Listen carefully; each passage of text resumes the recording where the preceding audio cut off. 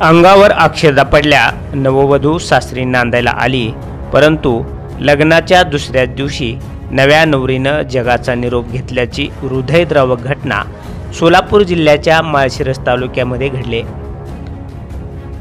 माढा तालुक्यातील लेक माळशिरस तालुक्याची सून बनून सासरी नांदायला गेली, परंतु लग्नाच्या दुसऱ्याच दिवशी ही दुर्दैवी घटना घडल्याने संपूर्ण माढा आणि माळशिरस तालुक्यात हळहळ व्यक्त होत आहे।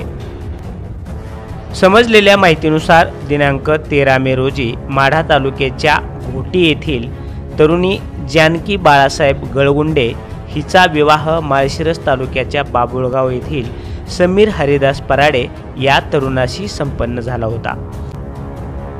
नीरा नरसिंहपूर येथील मंगल कार्यालयामध्ये हा विवाह सोहळा मोठ्या दिमाखामध्ये संपन्न झाला। लग्नानंतर नववधू सासरी आली, मात्र दुसऱ्याच दिवशी सकाळी अचानक तिच्या छातीमध्ये कळा येऊ लागल्या।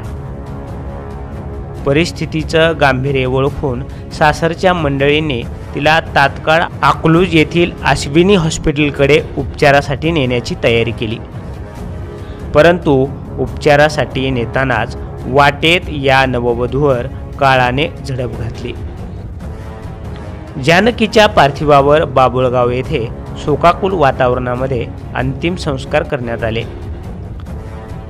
सुखी संसाराची स्वप्ने उराशी बाळगून सासरी आलेल्या जानकीच्या अशा आकस्मिक निधनामुळे यावेळी तिच्या सासर आणि माहेरच्यांनी एकच टाहो फोडलेला आढळून आला।